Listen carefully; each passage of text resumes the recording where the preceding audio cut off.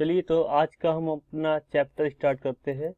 अपना जो चैप्टर है वो है the union parliament, civics course है और क्लास है 10th आईसीएसई बोर्ड के लिए। और अगर ये चैप्टर किसी भी बोर्ड में किसी भी एग्जाम में आता है तो उसके लिए भी ये इम्पोर्टेंट है। ठीक है, चलिए स्टार्ट करते हैं। तो अपना जो कोर्स ऑब्जेक्टिव है वो कोर्स ऑब्जेक्टिव ये है, आप देख सकते हैं। ठीक है, ये मेरे बारे में अबाउट मी आप लोग देख सकते हैं। आपको अपने टीचर के बारे में पता होना चाहिए। आइए स्टार्ट करते हैं यूनियन पार्लियामेंट चैप्टर अपना। देखिए क्या है union parliament. The union parliament consist of president and 2 house.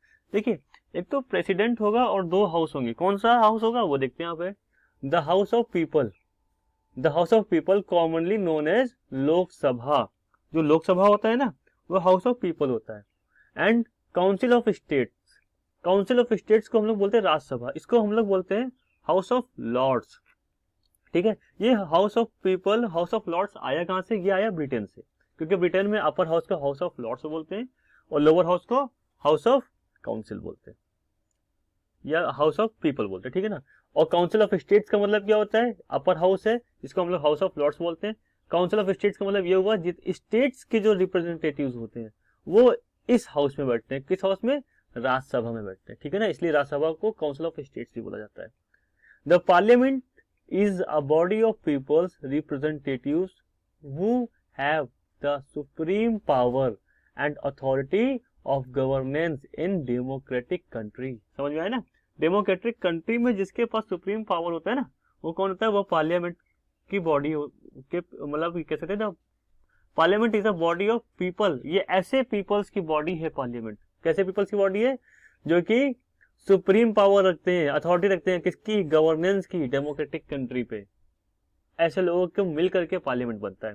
ठीक है, तो पार्लियामेंट 2 टाइप से हो सकता है, फेडरल गवर्नमेंट और यूनिटरी गवर्नमेंट। ठीक है, देखते हैं। आइए देखते हैं फेडरल गवर्नमेंट क्या है और अपना इंडिया कैसा है, कौन सा गवर्नमेंट है। फेडरल गवर्नमेंट क्या होता है? सबसे पहले देखते हैं यहाँ पे जो इंडिया है, इंडिया भी फेडरल गवर्नमेंट है। India has a federal form of government which means that the power are divided between the central and state। अब देखिए अगर सेंट्रल और स्टेट में पावर डिवाइड है तो वो फेडरल गवर्नमेंट होगी और दोनों ही पावर अपनी अपनी जगह बिल्कुल फिक्स है। जैसे कि देखिए आगे लिखा हुआ ना, the state government and both are supreme within their respective sphere. वो अपने एरिया पे वो सुप्रीम है और उनको जो पावर डिवाइड कर दी गई। ठीक है, इसी को बोलते हैं federal government. Both central and state government draw their authority from the constitution of country। ठीक है, central and state government draw their authority from the constitution of the country। जो country constitution है उसकी अथॉरिटी के हिसाब से काम करते हैं। ऑल्दो अब देखिए अच्छा यहाँ पे इंपॉर्टेंस क्या है फेडरल गवर्नमेंट की, ये देखिए बहुत इंपॉर्टेंट है, आपको पता होना चाहिए। Although India has a federal form of government, it is not possible for the state to break away from Indian Union। This ensures and maintains the unity and the integrity of the country। जैसे आप लोगों ने सुना होगा, लोग बोलते हैं अखंड भारत। अखंड भारत का मतलब ही यही होता है कि वो टूट नहीं सकता, उसको मतलब खंड नहीं किए जा सकते। क्यों नहीं किया जा सकता? क्योंकि अपना इंडिया कैसा फेडरल गवर्नमेंट है। ठीक है because people belonging to various religions, cultures, linguistic affiliations reside in the country। The federal setup allow them to maintain their culture and linguistic affiliation। अपने इंडिया में बहुत तरह के रिलीजियंस के लोग रहते हैं, उनके कल्चर अलग अलग है, उनकी लैंग्वेज अलग अलग है, अलग अलग एरिया में रहते हैं। तो ये उनको इंश्योर करता है कि आप अपने कल्चर को, अपने लैंग्वेज को, अपने रिलीजन को मेंटेन करे रहे। ठीक है, ये इंश्योर करता है। Both union and state government draw their power and the authority from the constitution. There is division of administrative and legislative power between them and none can violate any term of the constitution. अब देखिए यहाँ पे क्या है, यहाँ पे 2 word use हुए आपके सामने, एक है एडमिनिस्ट्रेटिव, एक है लेजिस्लेटिव। ठीक है, तो देखिए यहाँ पे क्या है, both union and state government draw their power, जिनके पावर्स है, and authority from the constitution, जो कॉन्स्टिट्यूशन से अथॉरिटी पावर दी गई वो अपना यूज करते हैं। कैसे डिवीजन किया गया है, एक होगा एडमिनिस्ट्रेटिव, एक होगा लेजिस्लेटिव। लेजिस्लेटिव पावर जिसमें कि सारे ये अपने, जिसमें कि सारे ये लोग आते हैं, एमएलए और एमपीज वगैरह लोग आते हैं। और एडमिनिस्ट्रेटिव क्या होता है, जो एडमिनिस्ट्रेशन को चलाते हैं, है ना, जो ऑफिसर्स होते हैं, government officer. Between them and none can violate any terms of the constitution, और इसमें से कोई भी मतलब कोई भी कॉन्स्टिट्यूशन के टर्म्स को वायलेट नहीं कर सकते। ठीक है, जो कॉन्स्टिट्यूशन में रूल्स लिखे हैं, लॉ लिखे हैं, उसको वायलेट नहीं किया जा सकता। The state also participate in the functioning of the government, government के फंक्शन में स्टेट भी पार्टिसिपेट करता है। The upper house Rajya Sabha mainly consist of representative of the state, जैसे कि अब आपको बताते हैं होता क्या है ये। जैसे एमपी होते हैं ना, मेंबर ऑफ पार्लियामेंट, तो मेंबर ऑफ पार्लियामेंट में एलएस भी होता है, मतलब कि लोकसभा भी होता है और राज्यसभा भी होता है। ठीक है, देखिए आप जब अगर आप लोगों ने सुना होगा अपने एरिया के, आप देखेगा आपके एरिया में एमपी कौन कौन से हैं, जो लोकसभा पे जाता है, लोकसभा पे उसका इलेक्शन होता है डायरेक्ट इलेक्शन। ठीक है ना, डायरेक्ट इलेक्शन होगा तो वो लोकसभा पे जाएंगे। जैसे कि नरेंद्र मोदी लोकसभा से गए थे, जैसे कि नरेंद्र मोदी ने बनारस से चुनाव लड़ा था ना, बनारस से चुनाव लड़ा था, बनारस से जीत गए थे, तो वो जाएंगे लोकसभा में। अब ऐसा नहीं होगा कि बनारस से जीत करके राज्यसभा में जाएगा, ऐसा नहीं होता है। वो क्या होता है, जैसे कि यूपी है, उत्तर प्रदेश में सीट्स है कुछ 31 सीट्स है, तो उस 31 सीट्स को फिर क्या होगा, उनकी वोटिंग होती है, इनडायरेक्ट वोटिंग होती है। वो वोटिंग कौन करते हैं, ये एमएलए लोग वोटिंग करते हैं ना, वो वोटिंग करते हैं, वो लोग उनको भेजते हैं राज्यसभा में, तो इसको बोलते हैं रिप्रेजेंटेटिव ऑफ स्टेट्स। वो पर्टिकुलर स्टेट को रिप्रेजेंट कर रहे हैं, कहाँ पे, राज्यसभा में स्टेट कर रहे हैं। ऐसे मान लीजिए अगर कोई महाराष्ट्र से जाएगा तो वो रिप्रेजेंटेटिव ऑफ स्टेट्स होगा महाराष्ट्र का। ठीक है ना, याद रहेगा आपको, ऐसे समझा जाता है। The constitution has provided the central and state government with adequate financial resource to carry out their duty towards the people। तो देखिए कॉन्स्टिट्यूशन क्या करता है, उनको एक इंश्योर कर रहा है कि आपको फाइनेंशियल रिसोर्सेज दिए जाएंगे, आपको खर्चा दिया जाएगा, आप जो भी काम कर रहे हैं, कि आप अपनी ड्यूटी अच्छे से निभा सके। ठीक है, फिर आता है unitary feature. Non federal feature क्या होता है, आइए हम लोग ये भी देखते हैं। Non federal feature, India has a certain unitary feature which limit the power of state. अब देखिए यहाँ पे क्या हुआ, यूनिटरी में क्या हुआ कि सेंट्रल गवर्नमेंट ज्यादा पावरफुल होती है, अपने इंडिया में भी यही है, स्टेट गवर्नमेंट के पास भी पावर है और सेंट्रल गवर्नमेंट के पास भी पावर है, लेकिन अल्टीमेट पावर किसके पास है, सेंट्रल गवर्नमेंट के पास है। सेंट्रल गवर्नमेंट हमेशा पावरफुल रहेगी अपने इंडिया में। ठीक है ना, तो वही लिखा हुआ है यहाँ पे, इंडिया में क्या है, सर्टेन यूनिटरी फीचर है जो कि क्या करता है, स्टेट गवर्नमेंट को पावर को लिमिट करता है। ठीक है, therefore it is said that India is a federal in form of unitary in spirit। ठीक है, देखिए क्या है, जो अपने इंडिया है वो फेडरल है फॉर्म में और यूनिटरी है किसमें, स्पिरिट में। ठीक है, some important unitary feature of the constitution are, क्या क्या होता है, the central government in India is strong and has been vested with power and authority. ठीक है ना, पावर अथॉरिटी कहाँ पे, सेंट्रल गवर्नमेंट के पास है, इसलिए वो बहुत ज्यादा स्ट्रॉन्ग है। ठीक है, देयर एग्जिस्ट 3 लिस्ट। अब देखिए अपने इंडिया में 3 लिस्ट है, which the government can make law, जिसके हिसाब से गवर्नमेंट लॉ बना सकती है। 3 लिस्ट कौन कौन सी है, एक है यूनियन लिस्ट, ठीक है, एक है स्टेट लिस्ट और एक है कंकरेंट लिस्ट। ठीक है, अब देखिए होता क्या ये, यूनियन लिस्ट वो लिस्ट होती है, इसमें वो सारे फील्ड्स आएंगे जिसमें कि सेंट्रल गवर्नमेंट ही लॉ बनाएगी। ठीक है, अच्छा देखिए यूनियन लिस्ट में, अगर आपकी बुक पुरानी तो हो सकता है उसमें 97 लिखा हो, यूनियन लिस्ट में पहले ओरिजिनली जो थे 97 यहाँ पे सब्जेक्ट्स थे। ठीक है, लेकिन उसको बाद में बढ़ा करके 100 कर दिया गया। ठीक है, now it has 100 subject on which only the central government can make law such as defence and finance. Defence और फिनेंस में सिर्फ और सिर्फ यूनियन गवर्नमेंट या फिर सेंट्रल गवर्नमेंट ही लॉ बना सकता है। तो ये जैसे कि डिफेंस एक सब्जेक्ट हो गया, फाइनेंस एक सब्जेक्ट हो गया, ऐसे पूरे 100 सब्जेक्ट्स है। फिर आता है state list. It originally had 61, पहले इसमें 61 थे सब्जेक्ट, लेकिन अब 66 हो गए। ठीक है, on subjects on which only the state government can make law such as education and health. तो ये ऐसे एजुकेशन और हेल्थ क्या है, एजुकेशन एक सब्जेक्ट है, हेल्थ दो सब्जेक्ट, ऐसे टोटल 66 सब्जेक्ट्स हैं जिसमें कि स्टेट गवर्नमेंट लॉ बनाएगा, सेंट्रल गवर्नमेंट से कोई मतलब नहीं है यहाँ पे।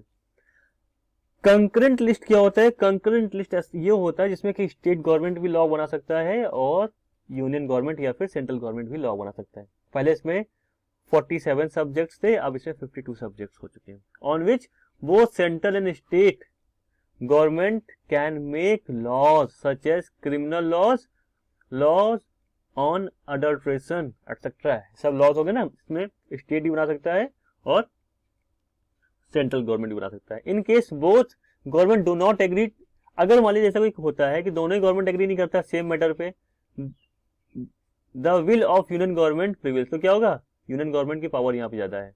This make central government more powerful, क्योंकि वो उसकी बात मानी जाएगी। ठीक है, फिर देखिए यहाँ पे there is only one single constitution for the country. अपने इंडिया में सिर्फ एक ही कॉन्स्टिट्यूशन है, ठीक है, उसी के हिसाब से पूरी कंट्री चलती है। For both central and state, चाहे वो स्टेट गवर्नमेंट हो या सेंट्रल गवर्नमेंट हो, दोनों के लिए एक ही है। Derive their power and authority, देखिए पावर अथॉरिटी उनको देती है। ठीक है ना, the constitution of India provide a single citizenship for the country. जो कॉन्स्टिट्यूशन ऑफ इंडिया है वो कंट्री को सिंगल सिटीजनशिप ही प्रोवाइड कराती है, डुअल सिटीजनशिप नहीं है। अच्छा, डुअल सिटीजनशिप क्या होता है, जैसे कि आप जाइए यूएसए में, तो यूएसए है, यूएसए में बहुत सारी कंट्रीज हैं, ठीक है ना, उसमें से मान लीजिए एक कंट्री ले लिया न्यूयॉर्क, न्यूयॉर्क लिया, और एक कंट्री उठा लिया वॉशिंगटन डीसी। ठीक है, तो देखिए जो न्यूयॉर्क का जो न्यूयॉर्क का रहने वाला होगा उसके पास जो सिटीजनशिप होगी ना, वो किसकी किसकी होगी, एक सिटीजनशिप होगी यूएसए की, ठीक है, और एक सिटीजनशिप होगी न्यूयॉर्क की। ऐसे जो वॉशिंगटन डीसी में रह रहा होगा उसके पास एक सिटीजनशिप होगी यूएसए की और दूसरी होगी वॉशिंगटन डीसी की। लेकिन अपने इंडिया में ऐसा नहीं है कि हम लोग अगर दिल्ली पे रह रहे हैं तो एक सिटीजनशिप होगी इंडिया की, एक होगी दिल्ली की, ऐसा कुछ नहीं है। अपने यहाँ सिंगल सिटीजनशिप है, ये आपको याद रखना है। सेकंड पॉइंट, थर्ड पॉइंट पे आते हैं। The constitution of country does not give equal representation to the states in the Rajya Sabha. ठीक है, यहाँ पे क्या लिखा हुआ, the constitution of the country does not give equal representation to the states in the Rajya Sabha. ऐसा नहीं है कि सभी स्टेट्स को इक्वल रिप्रेजेंटेटिव दे दिया गया, ऐसा नहीं होगा, क्यों, बिल्कुल नहीं होगा और होना भी नहीं चाहिए, क्योंकि अलग अलग स्टेट्स की पॉपुलेशन अलग अलग है ना। State get representation based on the population of their state. अब मान लीजिए जो यूपी है, यूपी में 20 करोड़ से ज्यादा पॉपुलेशन है, तो यहाँ पे अगर 20 करोड़ में अगर मान लीजिए 5 ही राज्यसभा मेंबर बनाए जाते हैं, और एक हम लोग ले लेते हैं गोवा, बहुत छोटा सा स्टेट है, वहां पे भी अगर 5 बना दी जाएंगे तो पूरा पूरा देखा जाए तो नाइंसाफी हो जाएगी लोगों के साथ। तो ये किस पे बेस्ड होता है, पॉपुलेशन पे, पॉपुलेशन ज्यादा होगी तो रिप्रेजेंटेटिव्स भी ज्यादा होंगे। ठीक है ना, there exist administrative unit known as union territory, UTs पता है ना, यूनियन टेरिटरीज होता है, which are directly administered by central government. जो यूनियन टेरिटरी होता है वो सेंट्रल गवर्नमेंट से डायरेक्टली एडमिनिस्ट्रेट होता है, सेंट्रल गवर्नमेंट उसको पूरा चलाती है। ठीक है, this has further increase the power of the central government. इससे भी क्या होता है कि उसकी सेंट्रल गवर्नमेंट की पावर बढ़ती हुई दिख रही है हमको। ठीक है, आइए अब आते हैं लोकसभा पे। लोकसभा बहुत इंपॉर्टेंट है अपने चैप्टर के लिए। देखिए Lok Sabha is known as house of people as its members are directly elected by the people of India. देखिए ये लाइन आप याद रखिएगा, डायरेक्टली इलेक्टेड मतलब कि यहाँ पे वोटिंग होगी, घर से लोग जाएंगे वोटिंग करने, वहां पे बटन दबा करके आ जाएंगे, इसको बोलते हैं डायरेक्टली इलेक्टेड। ठीक है, इसका टर्म्स क्या होता है, the member of Lok Sabha are elected for the period of 5 year, ये 5 ईयर के लिए इलेक्ट होते हैं। ठीक है, however it can be dissolve, 5 साल बाद ही डिसॉल्व हो जाता है, चाहे जो हो जाए। ठीक है ना, कुछ कंडीशन पे छोड़ करके 5 साल बाद ही डिसॉल्व हो जाता है। Before completing it's term by the president on the advice of prime minister and his cabinet, है ना, ये क्या होगा, ये डिसॉल्व हो जाएगी प्रेसिडेंट और प्राइम मिनिस्टर और ही कैबिनेट के एडवाइस लेकर के, प्रेसिडेंट इसको डिसॉल्व कर देते हैं। ठीक है, क्योंकि सबके पास 5 साल के ही तो टाइम होता है, 5 साल के अंदर ही अंदर हम सब काम करना होता है इनको। पीएम और उनके कैबिनेट को। कैबिनेट क्या होता है, जो पीएम के साथ जो मिनिस्टर्स होते हैं उसको बोलते हैं कैबिनेट मिनिस्टर्स, ठीक है। The term of Lok Sabha can be extended for a year during an emergency. ये चीजें मैंने कहा ना, कोई कुछ यहाँ पे एक्सेप्शन है जो 5 साल से पहले मतलब 5 साल के बाद भी हो सकता है। वो क्या हो सकता है, जो टर्म है लोकसभा की बढ़ सकती है, कब, अगर इमरजेंसी लगी हो, ठीक है।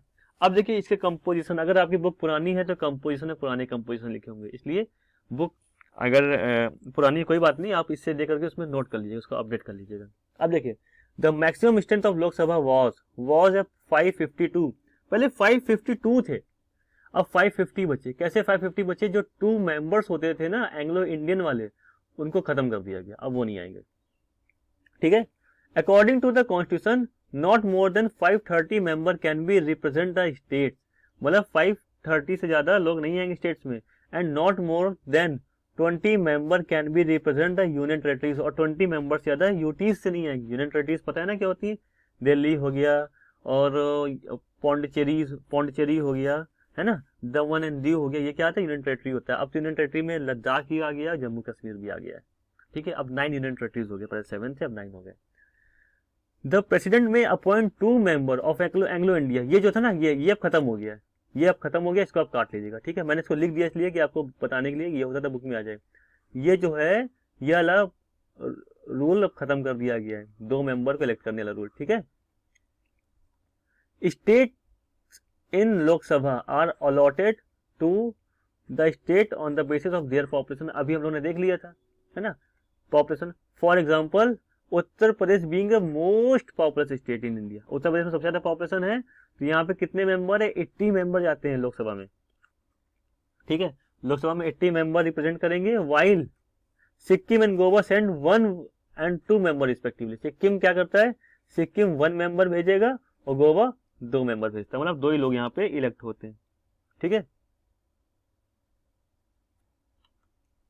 अब देखिए अगर यहाँ पे जो भी एमपी बनना चाहता है उसकी क्वालिफिकेशन क्या होनी चाहिए, अगर आप लोग चाहते हैं एमपी बनना तो देखिए क्वालिफिकेशन क्या होनी चाहिए। He should be citizen of India and should not be less than 25 year of age, 25 की एज से कम नहीं होना चाहिए, ठीक है, और इंडिया का सिटीजन होना चाहिए, ठीक है। जो सुषमा स्वराज थी, सुषमा स्वराज वो 25 ईयर की एज में वो बन गई थी, ये क्या कहते हैं, एमपी, ठीक है। सबसे कम एज में एमपी बनने वाली सुषमा स्वराज ही थी।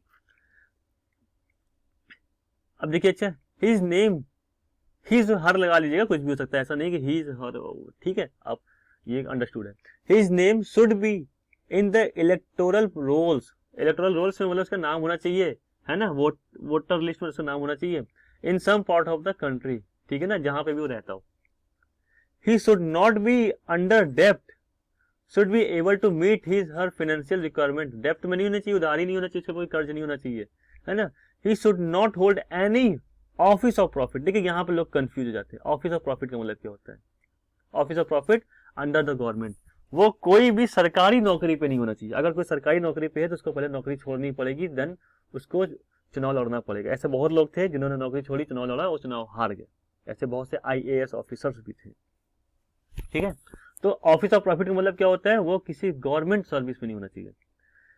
ही should not B proclaimed criminal and should be sound of mind, मतलब कि वो ना तो क्रिमिनल होना चाहिए ना ही वो पागल दिवालिया होना चाहिए। डिस्क्वालिफिकेशन ऑफ मेंबरशिप, देखिए डिस्क्वालिफिकेशन मेंबरशिप क्या होगा, ये देखिए, अ member of parliament can be disqualified under the following circumstances, if he hold any office of profit, अगर उसके पास कोई भी ऑफिस ऑफ प्रॉफिट मतलब कि गवर्नमेंट सर्विस है ना, चाहे वो स्टेट गवर्नमेंट, चाहे वो सेंट्रल गवर्नमेंट की सर्विस हो, चाहे वो स्टेट गवर्नमेंट की सर्विस हो, उसके पास सरकारी नौकरी नहीं होनी चाहिए, अगर है तो उसको डिस्क्वालीफाई कर दिया जाएगा, ठीक है। Any court declares him to be unsound mind, अगर किसी कोर्ट ने उसको पागल दिवालिया घोषित कर दिया है वो भी फिर नहीं बन सकता मेंबर, अगर बन भी गया धोखे से तो उसको बाद में डिस्क्वालीफाई कर दिया जाएगा। If he is an insolvent और has not been able to pay his डेब्ट, अगर उसके पास बहुत बड़ा कर्जा है और वो अपना कर्ज नहीं चुका पा रहा है तो भी उसकी मेंबरशिप खत्म कर दी जाएगी। If it is found that he is not citizen of India has willingly acquired citizenship of any foreign state, अगर मान लीजिए वो इंडिया का सिटीजन नहीं है या फिर किसी उसने दूसरे कंट्री का सिटीजनशिप ले लिया है तो वो भी डिस्क्वालीफाई कर दिया जाएगा। अच्छा, आपको एक चीज ये बता दें, अगर मान लीजिए कोई इंडियन सिटीजन है, उसने जाकर के किसी फॉरेन कंट्री में सिटीजनशिप ले ली, मान लीजिए यूएसए में ले लिया, है ना, तो उसकी इंडियन सिटीजनशिप अपने आप ही खत्म हो जाती है। ठीक है, if he is disqualify by law made by parliament, अगर कोई ऐसा लॉ बना है पार्लियामेंट में कि वो इन सब क्राइटेरिया को फॉलो नहीं कर पा रहा है, तो वो डिस्क्वालीफाई हो जाएगा। ठीक है, अब आता है vacation of seats. Seats of either Lok Sabha और Rajya Sabha became vacant under the following circumstances. कैसे कैसे वैकेंट हो सकती है, खाली हो सकती है? If a member of parliament resign from his seat, अगर मान लीजिए कोई मेंबर उसने रिजाइन नहीं कर दिया, कोई प्रॉब्लम उसने रिजाइन कर दिया। इफ मेंबर रिमेन अब्सेंट, ये आप लाइन याद रखिए, बहुत इंपॉर्टेंट है, एग्जाम में आ सकता है। If a member remain absent from house continuously for a period of 60 days, अगर वो लगातार 60 दिन या 2 महीने नहीं आ रहा है, तो उसको डिस्क्वालीफाई कर दिया जाएगा और सीट को खाली कर दिया जाएगा। ठीक है, if member of parliament is elected to the state legislature he has to give up his seat in the parliament and vice versa. अगर मान लीजिए स्टेट लेजिस्लेचर में आप उसने इलेक्ट कर लिया है, तो वो वाली सीट इसकी खाली हो जाएगी, एमपी वाली। ठीक है ना, मान लीजिए वो पहले एमएलए था, अब वो एमपी बन गया, तो ये वाली सीट उसकी वैकेंट हो जाएगी। ठीक है, procedure in the parliament, parliament के प्रोसीजर्स क्या होते हैं? There are certain procedure and session in parliament, these are sessions, so sessions बोलते हैं। ठीक है ना, अब देखिए, the president summons each house of the parliament, president क्या करेंगे, वो बुलाएंगे, each house has to meet for at least twice a year, एक साल में कम से कम 2 बार उनको मिलना होता है ना। Difference between 2 consecutive session should not be less then 6 month, है ना, और जो वो उनके बीच जो टाइम होता है वो 6 महीने से कम नहीं होना चाहिए। ठीक है, 6 महीने से कम नहीं होना चाहिए, बहुत इंपॉर्टेंट पॉइंट है ये, याद रखिएगा। Generally there are 3 session, the budget session, monsoon session and winter session. ठीक है,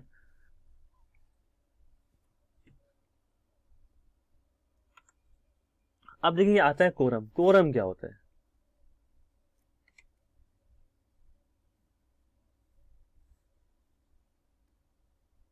कोरम क्या होता है?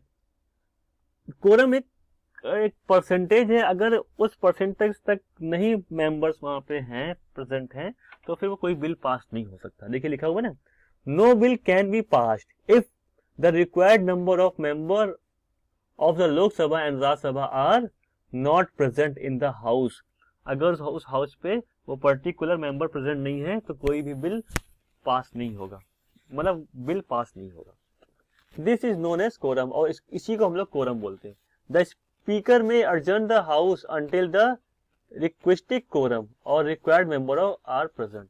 तो क्या हो सकता है, जो स्पीकर होंगे वो हाउस को, मतलब कि हाउस को adjourn कर देंगे, हाउस को उस दिन के लिए स्थगित कर देंगे, जब तक कि पूरा कोरम ना आ जाए, या फिर जितने भी मेंबर होने चाहिए उतने लोग ना आ जाए। ठीक है, फिर देखिए अब आता है क्वेश्चन आर। क्वेश्चन आर क्या होता है? Question hour is a time in the parliament when member of house ask question from the government। जो member of house होंगे वो गवर्नमेंट से क्वेश्चन पूछते हैं, किससे रिलेटेड? क्या होगा? मैटर ऑफ पब्लिक इंटरेस्ट, वो पब्लिक इंटरेस्ट से होगा, रिलेटेड होगा। ठीक है ना, this right of the member to ask question from the government is known as interpellation. आप ध्यान रखिएगा, इंटरपेलेशन बहुत इंपॉर्टेंट है।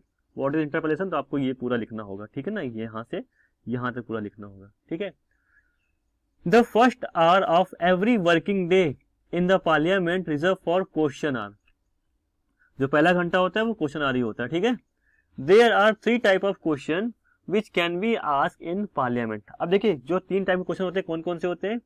स्टार्ट क्वेश्चन, अनस्टार्ट क्वेश्चन और शॉर्ट नोटिस क्वेश्चन। ठीक है, अब देखिए starred question are those to which the member of house want to oral answer in the parliament. बस इसको आंसर अगर ओरली दे दिया जाए, जैसे आप देखते हैं बहस हुआ करती है ना, ओरली आंसर दे दिया जाए तो वो स्टार्ट हो जाएगा। Unstarred question are those to which answer have to given in written form. Unstarred question को रिटन फॉर्म में आंसर देना होता है। ठीक है, स्टार्ट क्वेश्चन को ओरल फॉर्म में और अनस्टार्ट को रिटन फॉर्म में देना होता है। शॉर्ट नोटिस क्वेश्चन क्या होगा? short notice question are asked with a notice shorter than 10 days, it is set up to a member to accept or reject short notice question. अब इस member के ऊपर डिपेंड करता है एक्सेप्ट करता है कि नहीं, उसको 10 दिन का नोटिस दिया जाता है उसका आंसर देने के लिए, ठीक है। अब देखिए टाइप ऑफ मोशंस, मोशन क्या होता है, एक होता है urgent motion, no confidence motion. आइए देखते हैं हम लोग। The motion is a proposal made by a member of house to take some important matter related to public importance for discussions. Member draw the attention of the government on important matters by bringing in the motion. Some important type of motion are adjourn motion और no confidence motion. तो देखिए यहाँ पे क्या है, यहाँ पे कुछ इंपॉर्टेंट मैटर्स होते हैं, रिलेटेड होंगे किससे, पब्लिक से रिलेटेड होते हैं ना। तो मेंबर क्या करता है, मेंबर्स में अटेंशन लाने की कोशिश करता है गवर्नमेंट का कि आप इसमें देखिए, ध्यान दीजिए। तो देखिए सबसे पहले देखते हैं एडजर्नमेंट मोशन क्या होता है। The adjournment motion is an extraordinary procedure which leads to discussing the matter of urgent public opinion leaving aside the normal businesses of the house.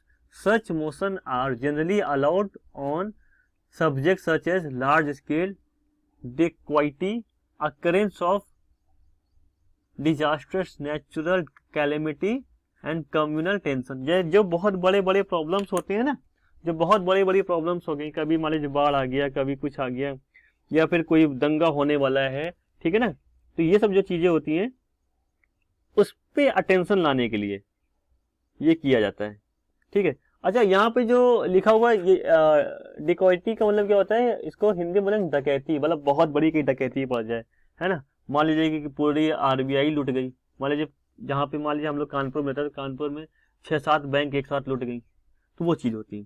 तो ये हो गया, थोड़े से बड़े हो गए, तो यहाँ पे अर्जेंटमेंट मोशन आता है, ठीक है। एक आता है no confidence motion.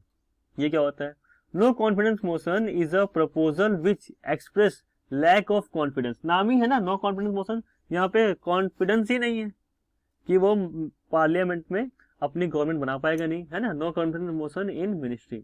The prime minister and his council of minister are collectively responsible to the parliament. जो प्राइम मिनिस्टर होंगे और उनके जो मिनिस्टर्स होंगे वो कलेक्टिव रिस्पॉन्सिबल होंगे पार्लियामेंट के, ये आप याद रखिएगा।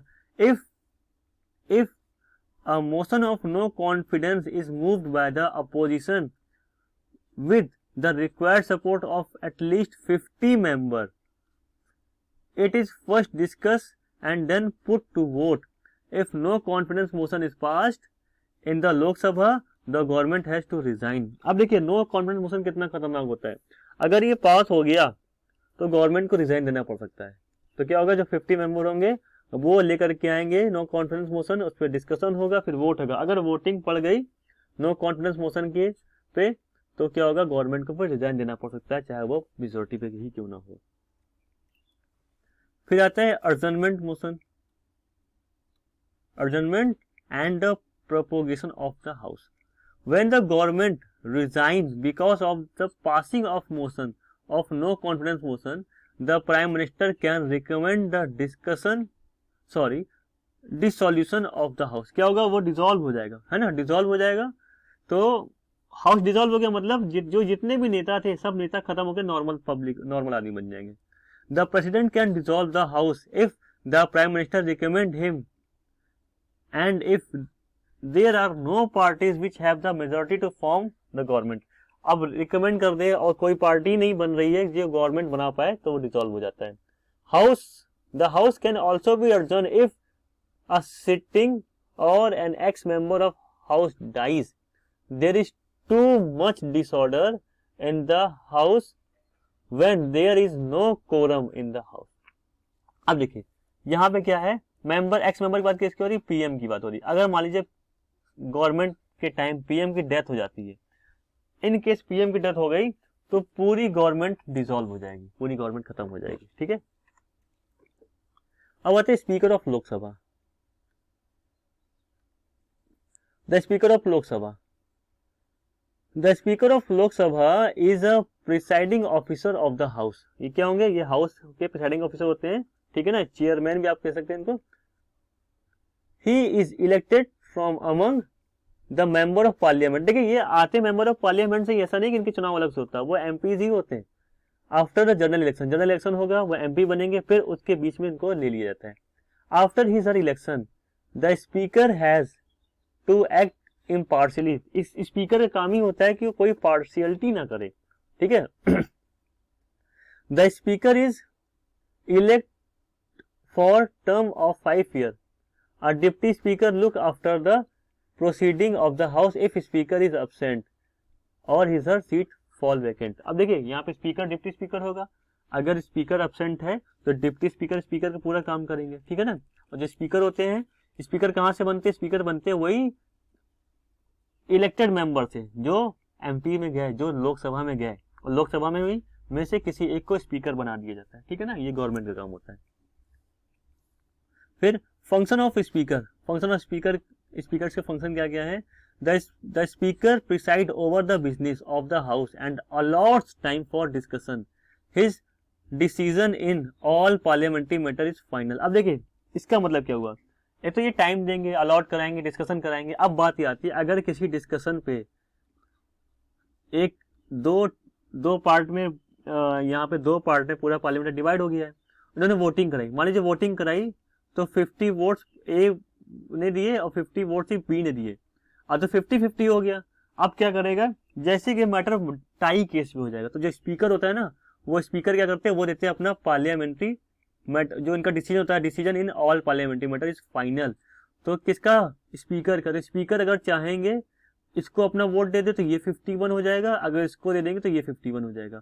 तो स्पीकर नॉर्मली वोट किसको देता है, स्पीकर नॉर्मली वोट देता है जो गवर्नमेंट होती है, क्योंकि स्पीकर गवर्नमेंट का ही होता है ना, तो वो उसका डिसीजन फाइनल हो जाता है, ठीक है। All bill passed by the Lok Sabha have to be signed by the speaker. Speaker के साइन होंगे जितने भी बिल लोकसभा में पास होते हैं। He puts issue to vote and announce the result, ठीक है ना, वो रिजल्ट वगैरह अनाउंस करेंगे और वोट को इशू कराएंगे। The speaker decide if a bill is ordinary bill और मनी बिल। अब ये ध्यान रखिए बहुत बहुत बहुत इंपॉर्टेंट है, जो स्पीकर होंगे वही डिसाइड करते हैं ये मनी बिल है या ऑर्डनरी बिल है, ठीक है। इनके एडमिनिस्ट्रेटिव फंक्शंस क्या हैं, the speaker receives all petition and documents in the house, ठीक है।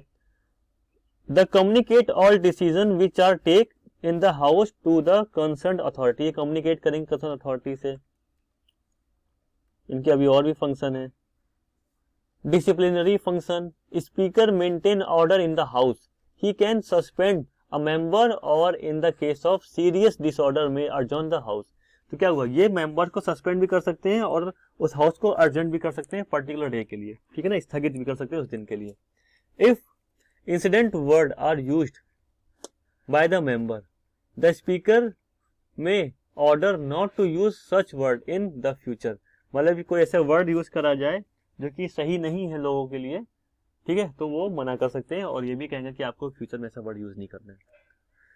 The speaker decide in accordance with the constitution if a matter stand disqualified under the anti defection law, his decision is considered final. अब देखिए ये line तो आप समझ आ गए, पर यहाँ पे जो नई चीज आई है एंटी डिफेक्शन लॉ, ये इसी लेक्चर के सबसे लास्ट में हम लोग देखेंगे, इसके बारे में मैंने बताया है, ठीक है। एंटी डिफेक्शन लॉ क्या होता है। फिर आता है parliamentary committees. The speaker preside over the some committee of the house such as business advisory committee and rule committee, ठीक है। तो ये क्या करेंगे, ये कमिटी इसको ये लोग जो स्पीकर होगा इसको प्रिसाइड करते हैं, ठीक है। He appoint the chairman of all committee, जो जितनी भी कमिटी बनेगी उसके चेयरमैन को अपॉइंट कर सकते हैं in the house, issue direction to them, और उसको डायरेक्शन भी दे सकते हैं। इनके कुछ मिसलेनियस फंक्शंस भी हैं। The speaker preside over the joint session of the both house, ठीक है। He preside over the conference of presiding officer of legislative body in India, ठीक है। तो यहाँ बिल्कुल सिंपल सी चीजें, तो क्या है, the speaker preside over the joint session of both, joint session को बुला सकते हैं। Speaker preside over the conference of presiding officer of legislative body in India, ये लेजिस्लेटिव बॉडी प्रिसाइडिंग ऑफिसर के कॉन्फ्रेंस को भी बुला सकते हैं, ठीक है। अब आता है राज्यसभा। देखिए हम लोग ने लोकसभा को पूरा देख लिया, अच्छे से देख लिया, अब आता है राज्यसभा। राज्यसभा क्या होता है? राज्यसभा अपर हाउस होता है, lord of house of lords भी इसको बोलते हैं, है ना, और रिप्रेजेंटेटिव्स ऑफ स्टेट्स भी बोलते हैं। The upper house of the parliament is known as Rajya Sabha. It represents the states in India. ये क्या करता है? ये स्टेट्स को रिप्रेजेंट करता है, और स्टेट्स के जो रिप्रेजेंटेटिव्स होते हैं वो राज्यसभा के मेंबर होते हैं। ठीक है, टर्म क्या होता है? Rajya Sabha is a permanent house. देखिए, ये राज्यसभा परमानेंट हाउस है, डिसॉल्व नहीं होता है। जैसे लोकसभा हर 5 साल में डिसॉल्व हो जाता था, ये डिसॉल्व नहीं होता है। ठीक है, the member of Rajya Sabha are elected for period of 6 year. देखिए, ये 6 ईयर के लिए इलेक्ट हुए, वो 5 ईयर के लिए होते थे elect. And one third of the total member are retire after every 6 year. याद रखिएगा, बहुत बहुत बहुत इंपॉर्टेंट लाइन है ये टर्म्स के बारे में।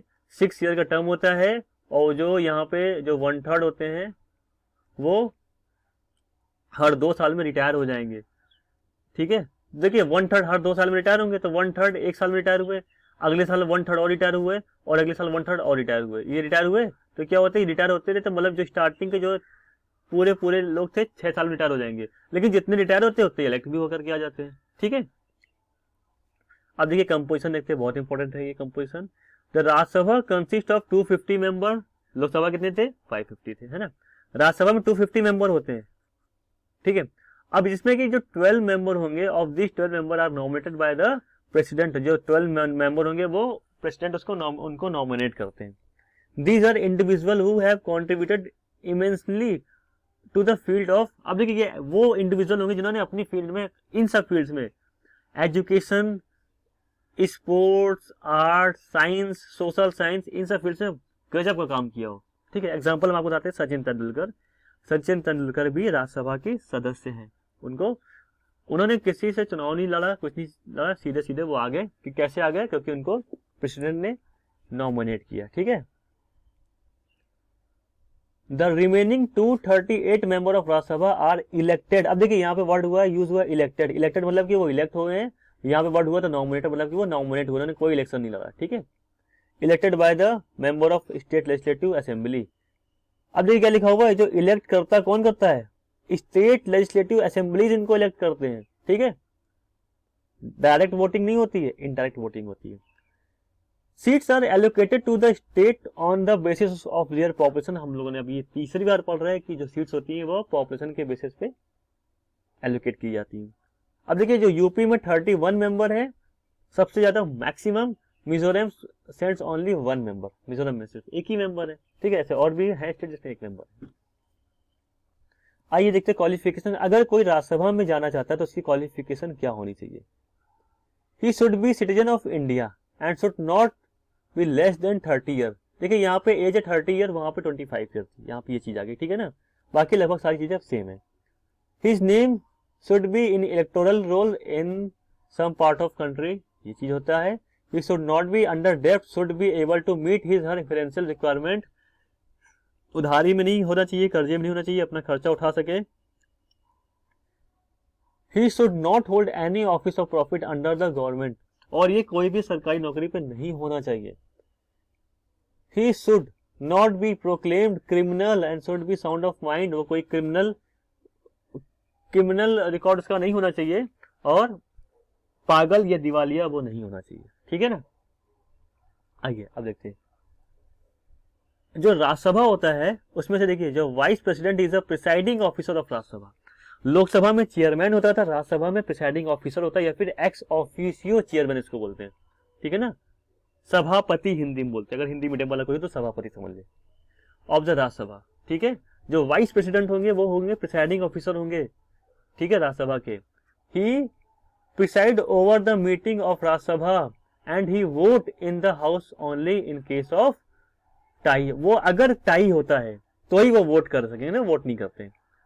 द ड्यूटी chairman is also elect from among the member of house. He perform all function of chairman in absence of latter. अब देखिए, जो डिप्टी चेयरमैन होगा, डिप्टी चेयरमैन, ठीक है, is also elect from the among from the members. क्या वो जो members होते हैं उसी में से इनको इलेक्ट कर लिया जाता है। अब जब चेयरमैन नहीं होंगे तो वो डिप्टी चेयरमैन ही काम करते हैं। ठीक है ना, ये चीज है। अब देखिए पावर्स क्या होती है इनकी, पावर्स पढ़ना बहुत जरूरी है हम लोग को। Power and function of Lok Sabha and Rajya Sabha. Legislative power, legislative power में क्या है, the Lok Sabha and Rajya Sabha make law on union list. Lok Sabha Rajya Sabha दोनों यूनियन लिस्ट में लॉ बना सकती हैं on important subject such as foreign policy and defence, है ना, ऐसे। Both house also make laws on concurrent list, ये कंकरेंट लिस्ट में भी लॉ बना सकता है। इन केस ऑफ कॉन्फ्लिक्ट, अगर कोई कॉन्फ्लिक्ट होता है, किससे होगा कॉन्फ्लिक्ट, स्टेट से। क्यों होगा, क्योंकि जो कंकरेंट लिस्ट होता है ना उसमें स्टेट गवर्नमेंट भी लॉ बनाती है और सेंट्रल गवर्नमेंट भी बनाती है। अब मान लीजिए सेंट्रल गवर्नमेंट कोई ऐसा लॉ बना रही है जो स्टेट गवर्नमेंट को पसंद नहीं आया, तो वहां पे क्या होगा, कॉन्फ्लिक्ट होगा। अगर कॉन्फ्लिक्ट हुआ तो क्या होगा, जो यूनियन गवर्नमेंट लॉ बनाएगा, जो सेंट्रल गवर्नमेंट लॉ बनाएगा, उसी को एक्सेप्ट किया जाएगा। मतलब central government more powerful than state. The houses can make law on matters which are not included in any of three lists. This is known as residuary power. अब देखिए अगर कोई ऐसा लॉ बनाया जा रहा है जो वो जो कंकरेंट लिस्ट, यूनियन लिस्ट और स्टेट लिस्ट में नहीं है, तो उसमें उसको फिर कहा क्या मान लिया था, उसको मान लिया था रेसिड्यूरी पावर, ठीक है ना, वो रेसिड्यूरी पावर, रेसिड्यू मतलब कि बचा हुआ, ठीक है। The parliament can make law on the subject include in the state list. अब देखिए जो पार्लियामेंट है स्टेट लिस्ट के भी सब्जेक्ट में वो लॉ बना सकते हैं ड्यूरिंग एन इमरजेंसी। कब, लेकिन वो सिर्फ इमरजेंसी पे। When Rajya Sabha passed a resolution stating the state in the state list is of national importance and when 2 or more state in Rajya Sabha want law on subject in the state list made by the parliament. अगर मान लीजिए 2 या 2 से ज्यादा state चाहते हैं कि हम लॉ बनाया जाए मेरे लिए, तो वो फिर स्टेट लिस्ट में लॉ बनाया जा सकता है, ठीक है ना, क्लियर है चीजें। The president can ordinance at the time when parliament is not in session. अगर पार्लियामेंट सेशन पर नहीं तो प्रेसिडेंट क्या करते हैं, ऑर्डिनेंस निकाल सकते हैं। However the ordinance cease to exist after 6 weeks, है ना, तो 6 वीक के बाद यह ऑर्डिनेंस खत्म हो जाता है, लेकिन वो निकाल सकते हैं, इनके पास ये पावर होती है। When there is a breakdown of constitutional machinery in state and emergency can be declared by parliament in state. अब मान लीजिए स्टेट में कोई भी ऐसा हुआ गवर्नमेंट नहीं है या कुछ ऐसा हुआ कि गवर्नमेंट गिर गई है, तो क्या होता है फिर वहां पे पार्लियामेंट में क्या होगा, एक इमरजेंसी लगा दी जाती है और the parliament act as legislature such as state and assume all important power in the state. तो पार्लियामेंट के पास क्या होगा, सारे इंपॉर्टेंट पावर पार्लियामेंट के पास आ जाते हैं उस पर्टिकुलर स्टेट का, ठीक है ना। अब देखिए अब इसके पास फाइनेंशियल पावर है। फाइनेंशियल पावर्स में क्या है, all bill except the money bill can originate in either house of parliament. अब देखिए जितने भी बिल हों वो पार्लियामेंट के किसी भी हाउस पे आ सकता है, लेकिन मनी बिल जो होगा, मनी बिल, वो मनी बिल कहां पे आएगा, सब money bill can originate only in Lok Sabha. Money bill के लिए लोकसभा है। The Rajya Sabha plays only an advisory role in the financial sphere.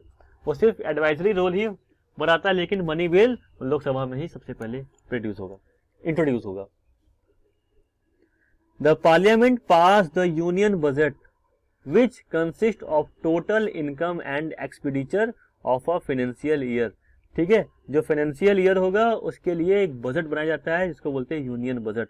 अच्छा, जो फाइनेंशियल ईयर होता है वो कब से कब तक होता है, वो होता है 1 अप्रैल से 31 मार्च तक, ठीक है ना, इसको बोलते हैं फाइनेंशियल ईयर, ठीक है। द पार्लियामेंट में ask for supplementary grant if amount authorities for current financial year is insufficient. अगर मान लीजिए वो जो फंड्स है वो कम पड़ गए तो वो सप्लीमेंट्री ग्रांट ले सकते हैं, ठीक है। If the budget is not passed in the beginning of financial year the executive may draw funds from consolidated fund. अगर मान लीजिए कि बजट नहीं बना है फाइनेंशियल ईयर की स्टार्टिंग में, तो एक जो फंड्स होता है कॉन्सोलिडेटेड फंड से पैसे निकाले जा सकते हैं, वो एग्जीक्यूटिव निकालेंगे। एग्जीक्यूटिव कौन होते हैं, एग्जीक्यूटिव वो होते हैं जो मिनिस्टर्स होते हैं, है ना, वो सब आते हैं। Until the budget is passed by the parliament. Executive में मिनिस्टर्स के साथ साथ प्रेसिडेंट भी आ जाएंगे, पीएम भी आ जाएंगे, है ना, ये सब एग्जीक्यूटिव में आते हैं। The parliament decide on the salaries and allowance of MP, जो पार्लियामेंट होगा वही सैलरी अलाउंस एमपी की डिसाइड करता है। पार्लियामेंट बना किससे है, एमपी से मिलकर बना है, तो एमपी लोग अपनी सैलरी खुद ही डिसाइड कर लेते हैं। No tax can be imposed on the people और money can be sent by the government without the approve of parliament. अब देख लीजिए पार्लियामेंट कितनी यहाँ पावरफुल है, पार्लियामेंट के अप्रूवल के बिना टैक्स नहीं लग सकता, मनी नहीं निकाली जा सकती, ठीक है ना, इतनी पावरफुल है। अच्छा अब देखिए यहाँ पे आता है कंट्रोल ओवर एग्जीक्यूटिव। एग्जीक्यूटिव के ऊपर कंट्रोल क्या है, the parliament exercise control over executive by posing question to ministers related to public opinion during question hour. अब देखिए यहाँ पे क्या है, यहाँ पे क्या है, पार्लियामेंट क्या है, यहाँ पे क्वेश्चन पूछ सकते हैं executive over the executive by posting question to the minister. Public opinion पे कब, क्वेश्चन आवर। क्वेश्चन आवर क्या था, अभी मैंने आपको बताया था ना, जो स्टार्टिंग का फर्स्ट आवर होता है क्वेश्चन आवर होता है। By asking question member can draw attention of the house, तो मेंबर क्या होगा, उस हाउस की अटेंशन ले सकता है उस पर्टिकुलर ओपिनियन पे, उस पर्टिकुलर सब्जेक्ट पे। And people towards unjust policies of the government, जो गवर्नमेंट की ऐसी पॉलिसी होंगी जो पीपल्स के लिए सही नहीं है उसके लिए, ठीक है ना। The parliament can pass a motion of no confidence against the government. अभी हम लोगों ने पढ़ा था नो कॉन्फिडेंस मोशन क्या होता है, अगर कॉन्फिडेंस नहीं है तो गवर्नमेंट गिर जाएगी। If such a motion is passed the government has to resign, अगर ये मोशन पास हो गया तो गवर्नमेंट को रिजाइन देना ही पड़ेगा। Urgent motion can be passed on certain occasion when a mishap take place such as railway accident, killing of people during riots. Through this motion, the parliament draw the attention of the people towards the act of omission and commission, है ना, ये होता है अर्जेंटमेंट motion. यहाँ पे भी वो पास किया जाता है कि उसका अटेंशन यहाँ पे लाया जाए, कहाँ पे आपका ध्यान है, ध्यान यहाँ दीजिए, ये चीज होता है।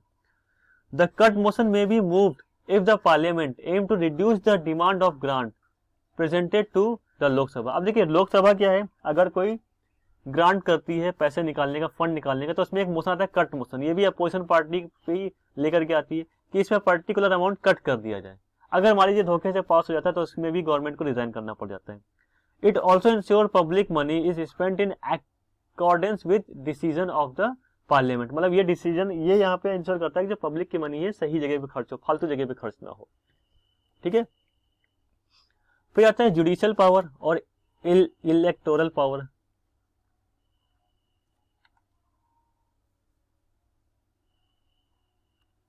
जुडिशियल पावर पे देखिए क्या है, the parliament can impeach the president on the charges of grave misconduct violation of the constitution. अब देखो यहाँ पे देखिए क्या है, जो पार्लियामेंट है ना वो प्रेसिडेंट को इम्पीचमेंट से हटाया जा सकता है। इम्पीचमेंट का मतलब ही होता है प्रेसिडेंट को हटाना, है ना, वो हटाया जा सकता है। कैसे हटाएंगे, अगर उसके ऊपर कोई ऐसा चार्ज लगा हो मिसकंडक्ट का, वायलेशन ऑफ कॉन्स्टिट्यूशन का, तो if the charge against the president are passed by 2/3 majority, अब ये 2/3 majority से पास होना चाहिए दोनों हाउस पे, अपर हाउस पे भी और लोअर हाउस पे भी, मतलब कि प्रेसिडेंट में remove from this office, Lok Sabha Rajya Sabha दोनों पे अगर 2/3 मेजोरिटी से पास होगा तो प्रेसिडेंट ये को अपने ऑफिस से रिजाइन देना पड़ेगा, ठीक है। ये होता है प्रेसिडेंट को हटाने की पावर। जुडिशियल पावर कितनी खतरनाक होती है, लेकिन ये 2/3 मेजोरिटी जल्दी आती नहीं है। The parliament can remove the judges of Supreme Court and High Court, the Chief Election Commissioner, the Comptroller and Auditor General of India if they are found to be violating any provision of Constitution. इनको भी हटाया जा सकता है, इतनी power होती है, ठीक है। The parliament can punish a person for hampering the work of the parliament for ridiculing them. तो ये क्या हुआ, एक पर्टिकुलर पर्सन को भी पनिश कर सकते हैं। अब देखिए इलेक्टोरल फंक्शन क्या होता है, the function with the state legislature elect the president of country, ये होता है इलेक्टोरल फंक्शन, है ना। स्टेट लेजिस्लेचर क्या होगा, प्रेसिडेंट इलेक्ट करते हैं। It also elect the vice president of India, यही वाइस प्रेसिडेंट भी इलेक्ट करते हैं, ठीक है। जब इलेक्शन होता है ना प्रेसिडेंट का तभी वाइस प्रेसिडेंट का भी हो जाता है। Member of Lok Sabha elect the speaker among themself while the Rajya Sabha elect own deputy chairman, ठीक है ना, ये अपना चेयरमैन इलेक्ट करते हैं, deputy chairman.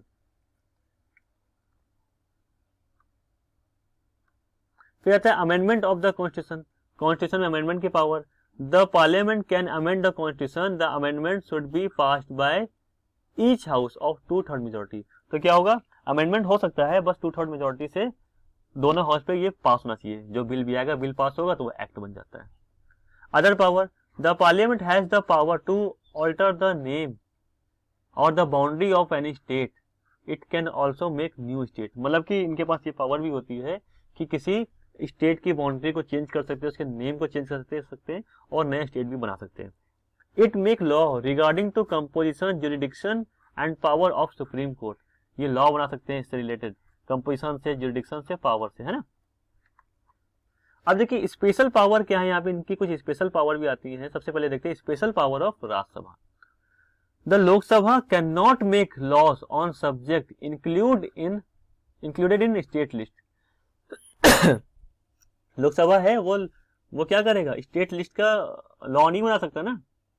Only if Rajya Sabha pass the resolution bye 2/3 majority of the house, the parliament can make law on state list.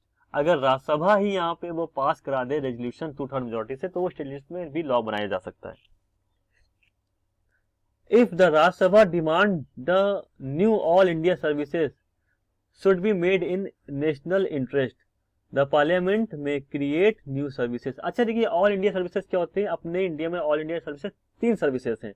एक है IAS, ठीक है, इंडियन एडमिनिस्ट्रेटिव सर्विसेज, एक है IPS, इंडियन पुलिस सर्विसेज, एक है IFS, है ना, ये होता है इंडियन फॉरेस्ट सर्विसेज। ये 3 सर्विसेज हैं जो ऑल इंडिया सर्विस होती है बस, और इसके अलावा कोई भी सर्विस ऑल इंडिया सर्विस नहीं है। If the Lok Sabha is dissolve before और after declaration the national emergency, the Rajya Sabha play the role of Lok Sabha. ये देखिए कितना इंपॉर्टेंट पॉइंट है, ठीक है ना, इंपॉर्टेंट कर लीजिएगा।